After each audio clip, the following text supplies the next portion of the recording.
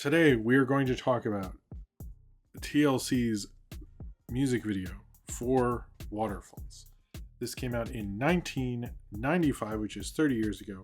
Why that matters at all, and why it matters to me, is in 1995, that was the year I really started watching MTV. There's a difference between what I was doing before, which was just watching Beavis and Butthead, and Speed Racer, or a cartoon that's on, or trying to find the Prince Batman video or something, which I did when I was a kid. But this was when it changed to the middle school, high school, MTV's just always on thing. And this was sort of the first video that felt sort of like mine, because it wasn't like, there's another big video of that summer which I would like to do soon as well, which is Michael Jackson's Scream with Janet Jackson. I had heard of those people before. TLC, my parents didn't know what TLC was. I never heard of them. I knew they had an album before. I didn't know that then. This felt like my first discovery in a sense. Even though I didn't discover it, I know it was like a very massive video. But it felt like the first thing that was part of my thing, or at least it felt that way to me. I understand that's silly. And I know it's 30 years ago, I'm old and all that stuff. But I also really like this video because of the special effects. I liked the moral message at the time because I was 12. But it also grabbed me because of the kind of water people silhouette versions of TLC in it. And I like the song and everything like that, and that's what we're going to talk about. This video was directed by F. Gary Gray. He is probably a much bigger director now, but at the time, he did Set It Off. He did other stuff in the 90s, and I think in the 90s he was a much better director, but this is maybe creatively the year that he was really firing all cylinders, because he had this music video, which was a massive hit, and he made Friday, and I think both have been all-timers for real. He very much wanted to push the elements for this. In fact, he didn't really do many music videos past this year. He was formerly a music video director, and honestly, if you're making something like this, and this was very big, I think it was probably it's time to get out or whatever. Also, he did Friday, and Friday is a great movie. This is only the first time an African American group won Video of the Year at the MTV Video Music Awards, and is the second time a group won both Viewer's Choice and Video of the Year. And the only other time that happened was Aerosmith the previous year with Crying, and trust me, that was a huge video. Maybe one day I'll get into the Alicia Silverstone trilogy of Aerosmith videos if I really want to. But this is a song kind of don't go chasing waterfalls, stick to the rivers and the lakes that you're used to, but it's basically don't try to stay, it's sort of don't spread your wings, you'll get destroyed, Icarus. No, it is sort of about two people, and then the third act is Left Eye rapping. What I liked about this video was the special effects, but also the song kind of drew me because it's sort of a story song, and you get it's very distinct, kind of telling what it's doing with the story. You basically, the first part, it is a little rough, I will give it that. It's a little rougher than I remembered it being at the time, because it very much wowed me. The first one is about this kid. He leaves his mom's house and he gets in a car, and that car is, I guess, supposed to be a drug dealer. I'm not sure if that's his first day working with a drug dealer. So here's the thing. I took this video very seriously as a kid. Rewatching it, it's a little silly, but I think the message is good. Don't deal drugs or have sex with people with AIDS, I guess, or have unprotected sex. But the first one is this kid. His mom's don't go in the car of the drug dealer. He drives off. Then he gets out of, he's going to, I guess, give these other guys drugs. And I guess because you couldn't really shoot someone on MTV, the actor Bokeem Woodbine, I think it's how you say his name. It is actually, I checked on this because I've heard there's a debate if it's not him. I saw in the comments of a YouTube video. It is him, or at least his credit on IMDb and stuff. He sort of just punches him, and then he just straight up dies. I'm guessing, I don't understand how the drug dealing part doesn't really make a lot of sense, but as a quick music video thing, it totally works. But it does look the drug dealer's hey, this is your first day, hang out in my cool car, which I don't think is how, I've never really worked in the drug trade, but I feel it's not how that works, but I don't know. But Bokeem Woodbine, I think that's how you say it, just punches him. He dies because he was gonna give them drugs, I guess. I'm not 100% on that, but you shouldn't do that. And then, they do Don't Go Chasing Waterfalls, and his mom's all sad, and there's a ghost and stuff. And then there's this guy who's having sex with this woman, and she's like, don't use condoms, but she like intentionally gives people these.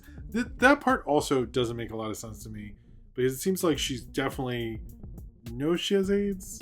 And then when he's like looking at herself, she's like hiding herself behind the magazine, and she's all like, hey, don't. Oh man, that sucks. I didn't see that coming. But sorry, I'm not trying to be disrespectful, but it is like kind of, when I rewatch it, I was like, a lot of this is, I get the message in the song and stuff, but not a lot of this is, I don't know. It didn't hold up as well as I remember. But one thing about this, that part is like, I don't know. It was obviously the one thing about this that should be mentioned. This is the first, according to many people, the first #1 song to mention AIDS at all. Although T-Boz, who mentions it, says just it has whatever it's going on, it has 3 letters. She does not actually say AIDS or HIV. But both of those things, I guess age is 4 words. Letters. Okay, anyway. She does mention it, and supposedly it's the first #1 song to do that. I will just take their word for it. I can't imagine there was another song. So it was a bigger deal at the time because we were a part of what was called I guess it was a pandemic, the AIDS epidemic, I believe. So it was actually had a certain amount of civic responsibility, which was something that TLC very much was for. Now, when we get to the water part, I will say, at the time, I thought, oh, cool, it looks like T2. Even though I was a Cameron person, but I thought I was probably not Abyss because nobody likes that. But all behind the scenes stuff, If Gary Gray and also Chili herself is mentioning the Abyss a lot. So I'm not sure. It seems like the Abyss was the inspiration for this, not Terminator 2, but the Abyss makes more sense because of these water people and stuff. This was like a $1 million video and a huge thing, but like everyone from Entertainment Tonight talked about it, MTV talked about it, it was getting network coverage and all of those things. I also learned this produced by Organized Noise, and CeeLo Green actually did backing vocals for this. I never knew that before. It was interesting. You have Lisa Left Eye Lopez's verse. I will say about this verse is that I think in the 90s, someone like her or Tupac had I would not say it's as organized of a verse or rap. Like Tupac was not very straight like how Jay-Z or Nas or Biggie, they're very much like bars and it all rhymes and links up and it flows very well. And Tupac's flow would be all over the fucking place. He was very good at that. I think the same thing is clear with her because I was like, I hadn't listened to this and watched this video in a bit, and seeing it like weave in and out, I was like, this works, but it is just like not what you're used to now with a modern rapper. I kind of like that, like it takes a lot of talent to like get that to work and get people to like that kind of a flow. It's not an easy flow whatsoever at all. So I give her a lot of credit for that because I didn't notice like how crazy that verse was in terms of just like how odd the flow was, but it's like it's very hard to nail that, and this was like the second biggest song of the entire year.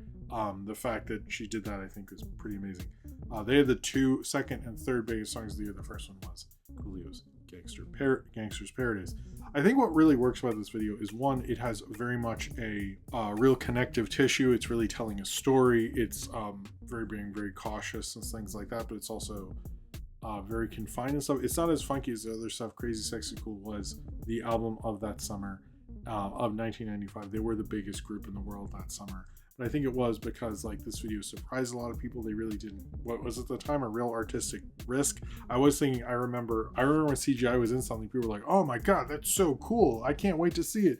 Whereas now they're like, "Oh, I guess they just fixed that in the CGI." So it did take me back, like remembering. Like I like this video. I don't think it's as maybe artistically interesting as like even like they did sort of do a follow up with the Unpretty video and stuff. But I do think F. Gary Gray really presented something that works through it. He does do a lot of different techniques and shots, and this is probably more aggressively directed than he typically is with his cinema output.